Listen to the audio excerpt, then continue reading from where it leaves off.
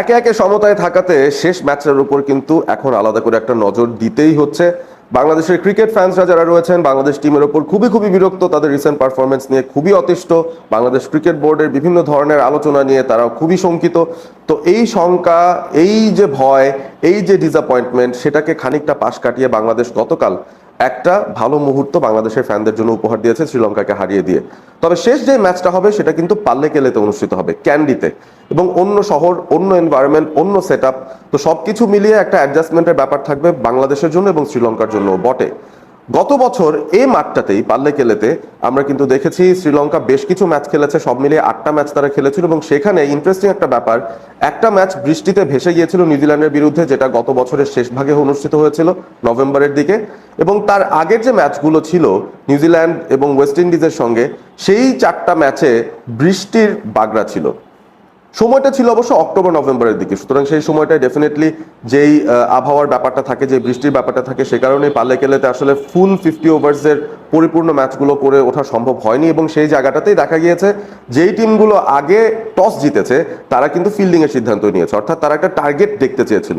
বৃষ্টি পড়লে কিন্তু আপনি সাধারণত এই ধরনের প্রোগ্রামেই বা প্ল্যানেই যাবেন যে আপনি প্রতিপক্ষকে আগে নামিয়ে উইকেটের ব্যাপারটা বুঝতে চাইবেন, বৃষ্টি নামলে টার্গেট কত হবে সেই টার্গেটটা জেনে তারপরে আপনি রানটা চেস করতে চাইবেন। তো পাল্লেকেলের কিছু রেকর্ড আমি বললাম, 2024-এর রেকর্ডগুলো বললাম, এবং সেখানে শ্রীলঙ্কার সাকসেস রেটটাও বেশ ভালো।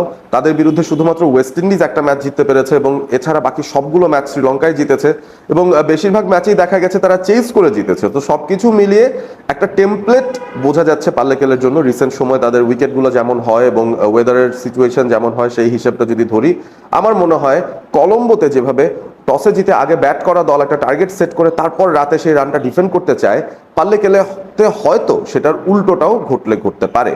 তবে যেহেতু খেলাটা অনুষ্ঠিত হচ্ছে জুলাইতে, এবং আমি ওয়েদার ফোরকাস্ট দেখেছি, সেখানে আমরা দেখতে পাচ্ছি যে 8ই জুলাই যেদিন খেলাটা অনুষ্ঠিত হবে সেই দিন কিন্তু বৃষ্টির পূর্বাভাস নেই, অর্থাৎ একটা 50 ওভার গেম আমরা দেখতে পারি। এখন 50 ওভার গেম যদি হয় সেই ক্ষেত্রে পরিসংখ্যান কি বলে সেটা আমরা একটু জেনে নিই।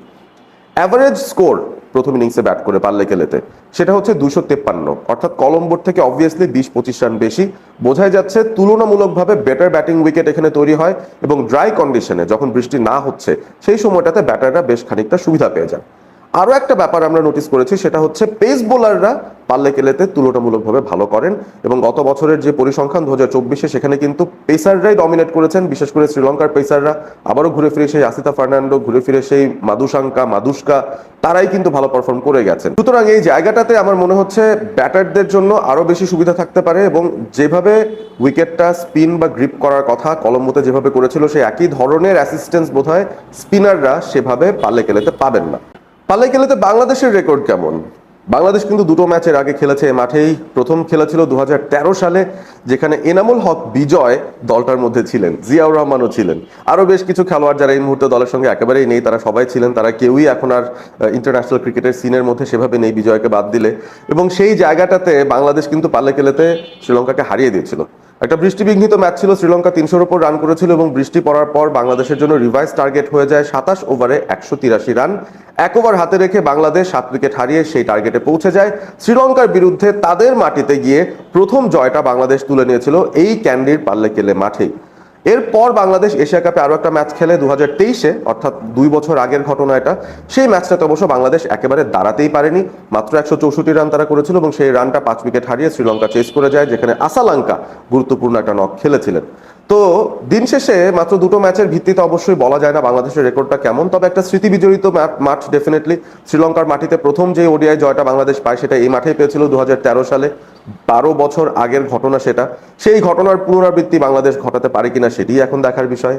পাল্লেকেলের কিছু ইন্টারেস্টিং ফ্যাক্টরস গত বছর আমরা দেখেছি, কিছু রেকর্ড হয়েছে সেই মাঠে, সেই বিষয়গুলো নিয়ে আলোচনা করা যেতে পারে। আফগানিস্তানের সঙ্গে শ্রীলঙ্কা যখন পাল্লেকেলেতে খেলেছিল গত বছরের শুরুর দিকটায়, 3টা ওয়ানডে তারা খেলেছে, এবং সেখানে প্রথম ওয়ানডেটায় শ্রীলঙ্কা তাদের একটা রেকর্ড গড়েছে। 381 রান তারা আগে ব্যাট করেছিল, এবং সেই 381 রান পাল্লেকেলের মাঠে সর্বোচ্চ রানের রেকর্ড। তো গত বছরই সেই রানটা তারা অর্জন করতে পেরেছে, এবং 381 তারা করেছিল মাত্র 3টা উইকেট হারিয়ে। সেখানে আবিষ্কা ফার্নান্ডো, তিনি 80 ঊর্ধ্ব একটা রান করেছিলেন ওপেনিং ব্যাটার হিসেবে, তবে সবার নজর কেড়েছিলেন তিনি হচ্ছেন পাথুম নিসাঙ্কা। 210 রানে অপরাজিত ছিলেন সেই ম্যাচটাতে। এবং শ্রীলঙ্কান যে কোনো ক্রিকেটারের পক্ষে ওয়ানডে ক্রিকেটের ইতিহাসে একমাত্র ডাবল সেঞ্চুরিয়ান পাথুম নিসাঙ্কা এই পাল্লেকেলেতেই আফগানিস্তানের বিরুদ্ধে 2024-এ এই রানটা করেছিলেন। এবং আফগানিস্তান সেই রানটা চেস করতে গিয়ে তারাও কিন্তু 339 রান করেছিল, সেখানে জোড়া সেঞ্চুরি হাঁকিয়েছিলেন ওমর জাই এবং মোহাম্মদ নবী। অর্থাৎ যেদিন উইকেটটা ভালো থাকে, যেদিন ওয়েদার কোনো ধরনের ডিস্টারবেন্স দেয় না, সেদিন কিন্তু 300-350 রান করাও সম্ভব, সেটা চেস করাও সম্ভব।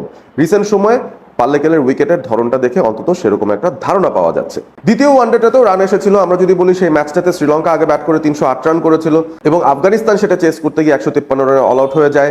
তারপর যখন আমরা তৃতীয় ওয়ানডেটায় যাই, সেখানে আফগানিস্তান আগে ব্যাট করেছিল এবং সেখানে তারা 266 রান করে, যে রানটা আবার শ্রীলঙ্কা মাত্র 36 ওভারের মধ্যে চেস করে ফেলে। এখন কন্ডিশন কিন্তু দেখাচ্ছে যদি ভালো উইকেট হয় তাহলে 300-350 চেস করে ফেলা সম্ভব। আমার কাছে অন্তত মনে হচ্ছে একটা ক্লিন 50 ওভার গেম আমরা পেতে পারি এবং আফগানিস্তান শ্রীলঙ্কা সিরিজের যে টেমপ্লেটটা ছিল, যেখানে প্রচুর রান আমরা প্রথম ইনিংসে হতে দেখেছি, সেই রকম একটা ঘটনা হয়তো আমরা পাল্লেকেলেতে দেখতে পারি। তো সেটার প্রস্তুতি কেমন ভাবে নেওয়া উচিত? বাংলাদেশ কি তাদের উইনিং কম্বিনেশন ভাঙবে? আমার কাছে মনে হয় না।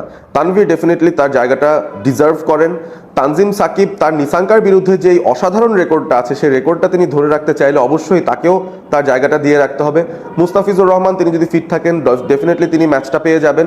হাসান মাহমুদকে রেস্ট দিয়ে আবারও কি তাসকিনকে আনা হবে নাকি, সেটা একটা প্রশ্নের জায়গা থাকতে পারে, কিংবা নাহিদ রানাকে নিয়ে আসবে কিনা বাংলাদেশ দল, সেটা একটা প্রশ্নের জায়গা থাকতে পারে। তবে আবারও মনে হচ্ছে ক্রাফটি বোলারদের একটা সুযোগ থাকতে পারে, সেখানে হাসান মাহমুদ বা তাসকিনের একজনকেই হয়তো বাংলাদেশ রাখতে চাইবে।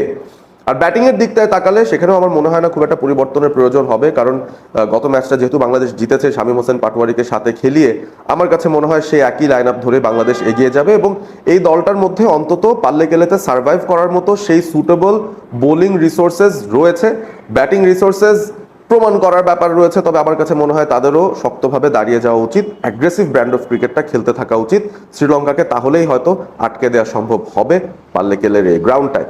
আপনাদের কি মনে হয় এই ম্যাচটাতে টস কি কোনো ইম্পর্টেন্ট ফ্যাক্টর হয়ে যেতে পারে কিনা, এবং 50 ওভারের ম্যাচ হলে আগে ব্যাট করা ভালো হবে না পরে ব্যাট করলে ভালো হবে, সেই বিষয়গুলো নিয়েও আপনাদের মতামত জানিয়ে দিতে পারেন। বাংলাদেশ দলে কোনো পরিবর্তন আপনারা দেখতে চান কিনা সেটা নিয়েও আলোচনা করতে পারেন এবং সেই সাথে সাবস্ক্রাইব করবেন অল স্পোর্ট এবিবি চ্যানেলটি, লাইক করবেন ভিডিওটি, শেয়ার করবেন বন্ধুদের সঙ্গে। ভালো থাকবেন সবাই।